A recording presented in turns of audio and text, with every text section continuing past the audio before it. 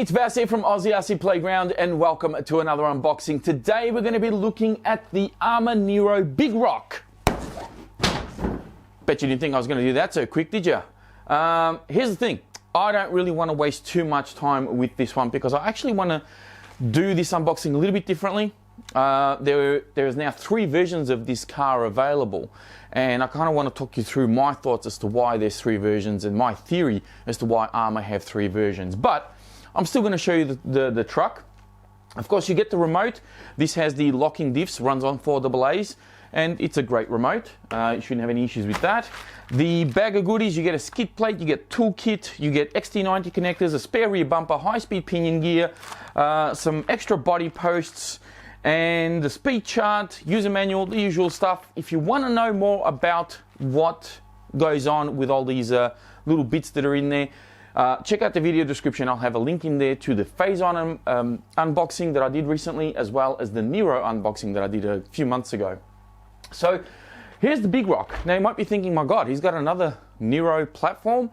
No, this one actually belongs to a friend of mine. This is not my truck, but my friend Phil was actually very kind to say, hey, you know, why don't you do an unboxing of the Nero, of the Big Rock, and you know, at least get to show your audience the truck and give your thoughts on it and all these sort of things. So here it is, the Nero Big Rock. This guy is the big monster, the big daddy of all 3 versions that are included, or that ARRMA are now including in their fleet. Now, a couple of interesting things about this one straight away. As soon as you take it out of the box, this has a huge presence. It has a much higher center of gravity. It's been raised up a little bit. I believe it has the longer HD shock shafts, so it gives it a little bit more travel and it raises the truck up. So automatically, to me, this truck kind of screams big basher material. Also with the tires that it has, the tires actually don't feel too bad, to be honest with you.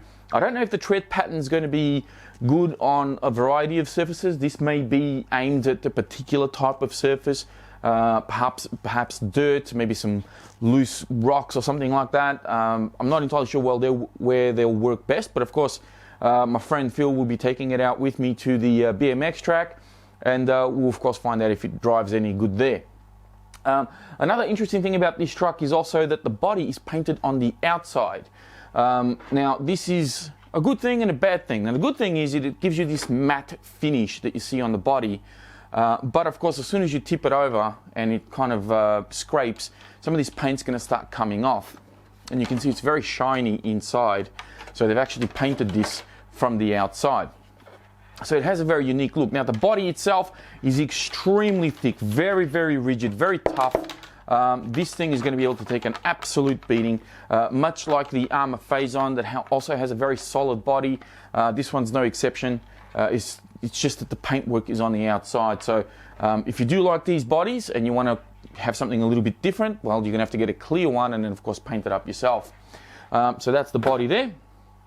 Now the truck is pretty much the same as, well, it's probably closer to the Fazon than it is the actual Nero, the original Nero. The reason being is because, of course, you don't have that kind of cage at the front here. The bumper bit is also missing, and it has this great big towering handle that you see here.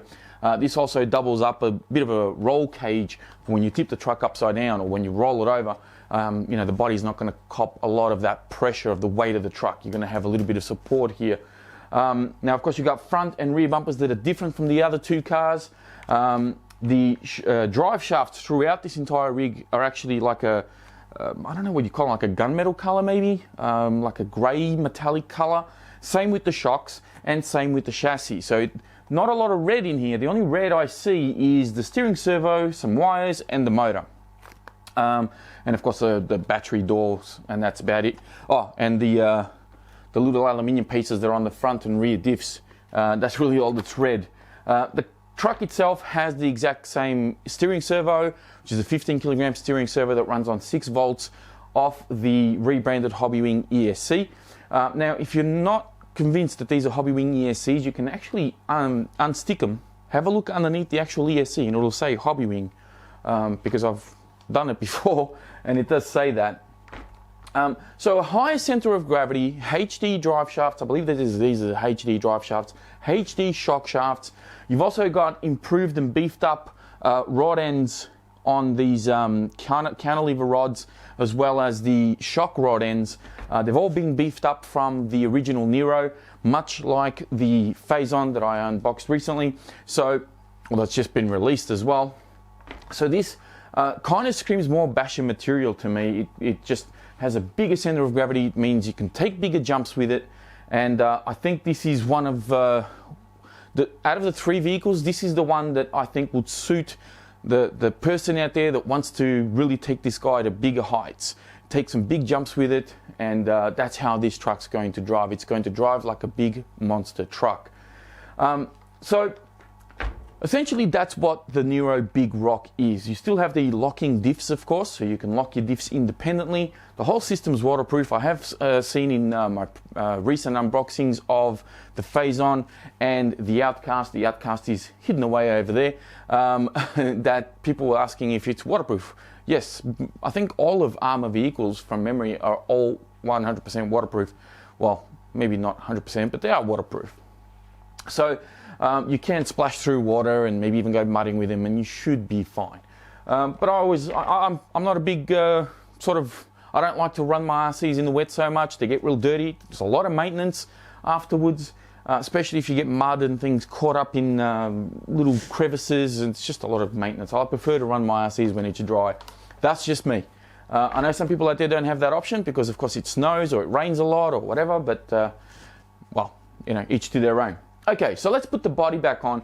I'm going to cut the video here, and I'm going to bring out the other two Neros. We're going to put all of these three cars next to each other.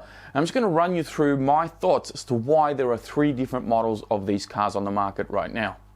Okay, so here we are with all three cars on the bench. I don't know when I'm going to be able to have this opportunity again to have all of these three next to each other. So I figured I have to do something a little different with this unboxing, or first impressions, and kind of give you my theory, I guess you'd call it, as to why ARRMA have three different vehicles of the same platform. Here it is. A lot of companies, including ARRMA, have put out RCs that have different color bodies. The Kraton, for example, has the red body that you see over there, but there's also a green one floating around. The original version 1 Kraton had a green body as well as a blue one. Even the Typhon originally had a red and a silver body. And a lot of other manufacturers out there provide their RCs, or certain lines of their RCs, in a multitude of different colors. Now, ARRMA could have very easily have done the exact same thing here and giving you three Neros, all with the same body, but three different colors. I think they've tried to think outside the box a little bit here and kind of cater to specific niche markets, to specific tastes. Because when the original Nero was released, when this guy here came out, there were, within weeks, there were different versions of it floating around. Some guys went out and put belted tires on them, they lowered them, they modified them, they put big powerful brushless systems in them, and they tried to go fast with them. Other guys raised them up, they put big monster tires on them and wanted to jump them and wanted to go, you know, really take some big air. Whilst the other guys left them fairly stock and they just maybe changed out some tires, a steering servo or something like that, and away they went. I think they've decided to do this straight from the get-go. They're trying to cater to different people and different tastes. That's just my theory. And I think it makes a little bit of sense, because I know that when I unboxed this and I posted it up on Facebook and I snuck in and read some of the forums out there, there were a lot of people that were like, well, okay, well, it's just another Nero. Well, yes, it is. They're all the same exact chassis, but they're all set up a little bit differently, and they all have independent bodies with their own color schemes and their own flair to make them a little bit different from each other and to obviously cater to different people. Some people might be happy with just the standard Nero that you see here. And you can obviously get the cheaper one, which is with the green body that doesn't have the locking diffs. You may not have a need for that. You may not have a want for that. So I think that's why they've provided that option. For those of you out there who obviously want to take the Nero to the next level and want to jump it and bash it and be really, really prove its durability, then you've got the Big Rock here, which you know, has the thicker body on it, the raised center of gravity, and you've got the HD hardware on here as well. So again, this gives you a little bit more confidence to be a little bit more aggressive with the car and take those bigger jumps, and you know, that's what that's for. Of course, the Fazon, to me, I see this as a speedster. That's how I look at this car. I see, and I think ARRMA nailed their advertising with the Fazon. They took it out on some flat roads, they went on some sand dunes, and I could imagine with some nice paddle tires on here, hitting the sand dunes, whether it's at the beach or a desert or anywhere where you can, this could definitely look fantastic with you know, the effect that you get with paddle tires, spitting out bits of sand or snow or whatever it is that you're running it on. So that's what this car is kind of aimed for. It comes with a wheelie bar, which is set fairly low out of the box, and that kind of gives you a hint that they really want you to run this one on flat terrain and really go for speed. That's what this one's for. So that's my theory as to why they've got 3 different versions of the car. And I think that's a good thing. I mean, some people might say, well, you know, we want to see something new, we want to see this, we want to see that from them, which is great. But one of the things that you have to respect the brand for is that they have listened to people's comments, whether, you know, on social media or on YouTube, about these little failures, the plastic rod ends or the shock rod ends, and they've made these little incremental improvements. So imagine what's going to be like when they release the V2 of this car in, I don't know, a year, 18 months, 2 years from now. I have no idea when they're going to release the next version, but I'm assuming they would, because they've done so with every other line that they have in their fleet. So I can definitely see one of these cars, if this is the type of vehicle that you want, if this holds your interest in some way, I can definitely see there'll be one here that kind of takes your fancy a little bit, whether it'll be just purely based on the styling of it, or whether it'll be because of what it's kind of aimed for, what its purpose is kind of aimed for. For me personally, I think I've said this before, maybe not, but if I haven't, I prefer the Fazon. Out of all 3, this one here is the nicest looking one of them all. It's not that dissimilar in ride height to the original Nero. And of course it has the beefed up body shell, and it's got some of the HD parts on there as well, some of the improved components. For me, this one is definitely the favorite out of the 3. But if I'm going to be honest and I'm going to say, okay, I want one of these to really bash, then the Big Rock is probably the one that I would go for. This one is not too bad. Of course, you can always modify and change something like this into a raised center of gravity like this. You do need to do a little bit of research into what's involved in raising the car up, like getting the longer shock shafts. If you want to change out bodies, you know, bumpers come into play, the roll cage also comes into play. And one thing that I'm going to answer for you right now, because I've had people ask me this, you know, can these bodies be interchangeable between all 3 cars? Well, the short answer is yes, they all can, but there is a catch. For example, if you wanted to put the Big Rock body on the Fazon, you'd need to change out the bumpers, because especially the front bumper here will interfere with the front of the Nero, the Big Rock that you see here. The body posts and body mounts are exactly the same, so the holes on the body are in the exact same spot, so you should be able to do a straight swap. You just need to swap out bumpers. This body, to fit on here, you would need to remove the big roll cage that's in the middle, and you may want to change the bumpers or may not. I have tried it. It does fit. The front bumper kind of gets in the way a little bit. The rear bumper kind of gets in the way a little bit. You can possibly trim the body, but ideally you'd want to swap the bumpers out. But this definitely has to come off, this big handlebar. Now, the original one is quite different, because the body mounts are in a completely different spot. Well, they kind of are and they aren't. Well, they are, actually. They're in a different spot, so you need to get the body mounts for the front and rear. You also need to remove the front roll cage here and this front bit here if you want to fit that body on.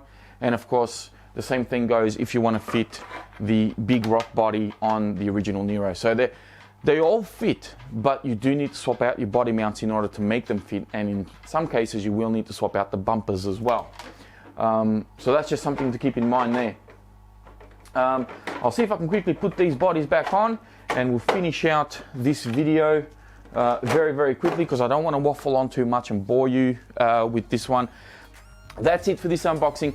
Please be sure to check out the video description. I'll have links in there to the ARRMA website where you'll be able to kind of get a bit more information on all these three vehicles, you know, and find out a bit more if you need to, because obviously I've been very brief here in this unboxing. I've mainly focused on this side of things. And also there'll be a link in there to my Facebook page, which will of course always keep you a couple of steps ahead of what goes on here on YouTube, and I always put up little sneaky pictures of what's coming up. So if you can follow me on there, that'll be great. And don't forget to give the video a like before you go. If you're new here, please subscribe. I always appreciate my subscribers. And leave a comment down below. Which one of these is your favorite? If you had the money to get one, which one would you get? Would it be based on looks? Would it be based on what its performance would be like? What is your favorite Nero platform? All right, that's it from me. Thank you for watching, and I'll speak to you next time.